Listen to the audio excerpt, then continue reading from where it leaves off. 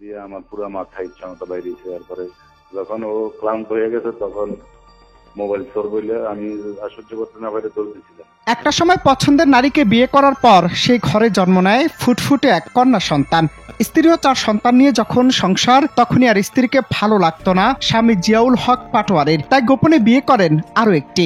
নতুন স্ত্রীর প্রেমে মগ্ন হয়ে একরকম নিখোঁজ হয়ে যান স্বামী জিয়া। বন্ধ করে দেন প্রথম স্ত্রী সন্তানদের সকল ভরণ পোষণ।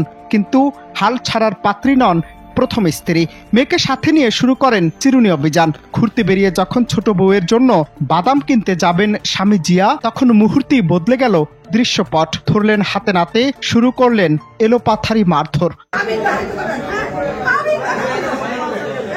বর্তমানে সামাজিক যোগাযোগ মাধ্যমে ভাইরাল সেই দৃশ্য। চাঞ্চল্যকর এই ঘটনা চাঁদপুর শহরের মডেল থানার পালবাজার এলাকার। দীর্ঘদিন ধরে স্বামীর খোঁজে থাকা প্রথম স্ত্রী জেসমিন বেগম তার কন্যাকে সঙ্গে নিয়ে বুধবার রাতে পৌঁছান চাঁদপুর শহরের পালবাজার এলাকায়। বহু খোঁজাখুঁজির পর অবশেষে স্বামীর দেখা মেলে। ঘটনাটি শুধুমাত্র পারিবারিক কলহের মধ্যে সীমাবদ্ধ থাকেনি, কারণ এর আইনি ভিত্তিও ছিল। জানা যায়, স্বামীর নিখোঁজ হওয়া এবং ভরণ পোষণ বন্ধ করার বিষয়ে প্রথম স্ত্রী আগেই চাঁদপুর মডেল থানায় একটি লিখিত অভিযোগ দায়ের করেছিলেন। যদিও এসব বিষয় অভিযোগের প্রেক্ষিতে বলা হয়েছে।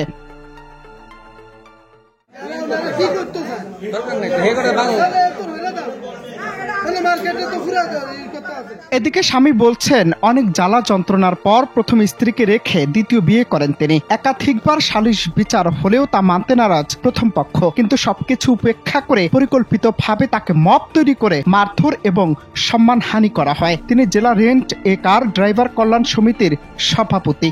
আমি আরেকটা বিয়ে করছি, তো অনেক জ্বালা যন্ত্রণা, অনেক চিকিৎসার পর বুঝতে পারছেন একটা পুরুষ মানুষ দ্বিতীয় বিয়ে কখন করেন। ধাপে ধাপে দরবার হয়েছে এই ব্যাপারটা নিয়ে কথা হয়েছে দরবারে। 2 দিন পরে আবার ওরা এটা অস্বীকার করছে। তো 2 দিন পরেই ওরা আবার মনে করেন আমার সাথে আবার কাজ করছে। ওরা এটা মানে না, ওদেরকে টাকা দিতাম। তো পরে দিয়ে আসছি আমি এই মাসে, আজকে 25 তারিখে 1 মাস পূর্ব, যে ওদেরকে আমি এই 16,000 টাকা দেওয়ার পুরো কথা আর কোনো খরচ দিব না, শুধু 16,000 টাকা দিই। এলোপাথারি জনসম্মুখে মোবাইল দিয়ে আমার পুরো মাথা ইচ্ছা মতো বাইরে।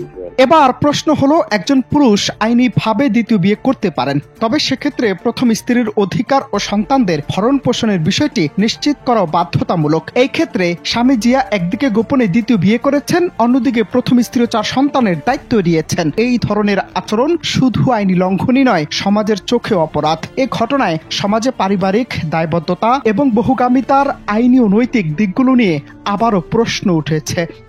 অনন্ত হাসান মাসুদ, বাংলা টিভি।